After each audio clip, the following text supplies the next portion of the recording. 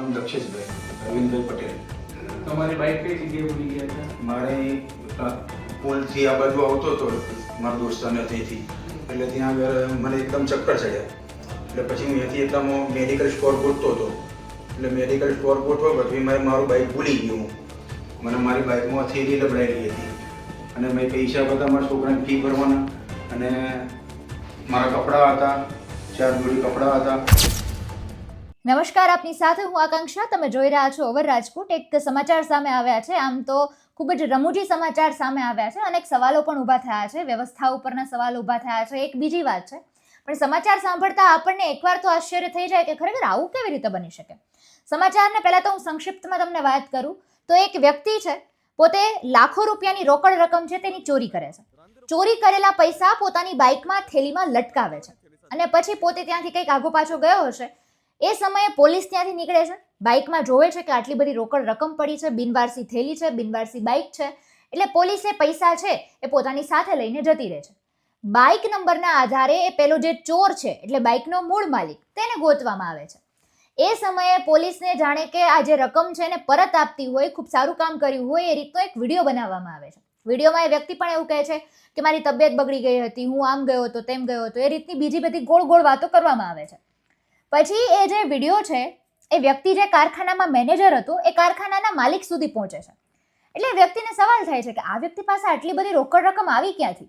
પછી પહેલો વ્યક્તિ જ્યારે એના ઘરમાં ચેક કરે છે, અરે ભાઈ, આ વ્યક્તિ જે એની પાસે રોકડ રકમ છે એ તો મારા જ ઘરમાંથી ચોરી થયેલી રોકડ રકમ છે. એટલે કે ચોરે કરેલી ચોરીની જે રકમ હતી પોલીસ પાસેથી જ મેળવે છે અને પોલીસ સાથે ફોટો સેશન, વિડીયો સેશન પણ કરાવી લે છે. બોલો, હવે આ ઘટનાને તો કઈ રીતે જોવી? આજે રમૂજી ઘટના, આશ્ચર્યજનક ઘટના બની છે, સુરત શહેરમાં બની છે. સુરતમાં રાંદેર પોલીસને રોકડા 2.69 લાખ લટકાવેલી થયેલી બિનવારસી બાઇકમાંથી મળી આવે છે. નંબરના આધારે એ જે બાઇક છે એ વાળો માલિક છે, બાઇકના માલિક, એને બોલાવવામાં આવે છે. પોતે ત્યાં કારખાનામાં હતા અને તેનો મેનેજર હતો, હીરાના કારખાનામાં પોતે મેનેજર હતો. એ વ્યક્તિને ત્યાંથી બોલાવવામાં આવે છે અને પછી એ વિડીયો બનાવવામાં આવે છે. વિડીયોમાં એ વ્યક્તિની વાત પણ સાંભળવામાં આવે છે. આ ઘટનાના થોડા દિવસ પહેલા જ મેનેજરના મકાન માલિકમાંથી ચોરી થઈ હોવાની ફરિયાદ પણ નોંધેલી હોય છે.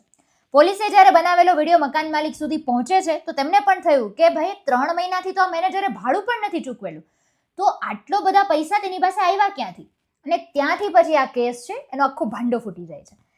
3 મહિનાથી ભાડું નથી ચૂકવેલું એવો સવાલ થતા પછી આ કેસ છે તેનો ઘટસ્ફોટ થાય છે અને આ રીતની ઘટના સામે આવે છે. પહેલા તો રૂપિયા ભરેલી થેલી સાથે જે બાઇક મળી આવી હતી તેને લઈને જ 36 કલાકની જહેમત બાદ કતારગામ પોલીસનો સંપર્ક કરીને બાઇક માલિકને શોધવામાં આવે છે.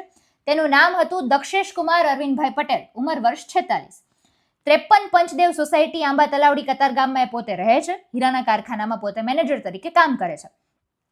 દીકરીના ફીના પૈસા હોવાનું પોલીસને પોતે વાત કરે છે કે ભાઈ, મારી દીકરીના ફીના પૈસા છે. અને એ સમયે એવું પણ કહે છે કે જબરજસ્ત મને ચક્કર આવવા માંડ્યા હતા એ સમયે અને હું મેડિકલ સ્ટોર ગોતતો હતો આજુબાજુ. મેડિકલ સ્ટોર તો મળી ગયો પણ ત્યાં દવાની લાઈમાં તે તેની બાઇક અને એમાં રહેલા લાખો રૂપિયા ત્યાં જ ભૂલીને જતો રહે છે. પોલીસ એને જ્યારે પૂછે છે કે તમે કેમ આટલી બધા રોકડા રકમ ભૂલી ગયા, ત્યારે એવું કહે છે કે મારી દીકરીના ફીના પૈસા છે. મને જબરજસ્ત ચક્કર આવતા હતા, હું મેડિકલ સ્ટોર ગોતતો હતો, મેડિકલ સ્ટોરમાં દવાના લીધે મારા મગજમાંથી જ નીકળી ગયું કે ભાઈ, મારી બાઇક અહીંયા પડી છે, બાઇકમાં લાખો રૂપિયા અત્યારે અહીંયા પડ્યા છે. એટલે આ રીતની વાત કહેવામાં આવે છે. એ વિડીયો આવે છે અને પછી વિડીયોમાંથી આખો ઘટસ્ફોટ થાય છે. એટલે અત્યારે સવાલ સૌથી પહેલો તો એ જ છે, વ્યવસ્થા ઉપર, પોલીસ વિભાગ ઉપર ઉઠેલો સવાલ એ છે કે કોઈ પણ પ્રકારની વધુ તપાસ કર્યા વગર વ્યક્તિને પહેલા તો પૈસા આપી દેવામાં આવ્યા છે. ત્યાં સવાલ ઊભો થયો છે. અને બીજી વાત એ પણ કે ખરેખર સોશિયલ મીડિયા છે લાભદાયક સાબિત થયું છે અને આ રીતનો એ જે વિડીયો બનાવવાની એમની જે ટેવ હશે, પોલીસ દ્વારા જે વિડીયો બનાવતા હશે, તેના જ લીધે આ કેસ છે સોલ્વ થઈ ગયો હશે. એટલે એ ખૂબ સારી બાબત ગણી શકાય. સમગ્ર મુદ્દાને આપ કઈ રીતે જુઓ છો? આ જે ઘટનાક્રમ સામે આવ્યો છે એને આપ કઈ રીતે જુઓ છો એ કમેન્ટમાં જણાવજો. ફરી મળીશું. અમને રજા આપશો. નમસ્કાર.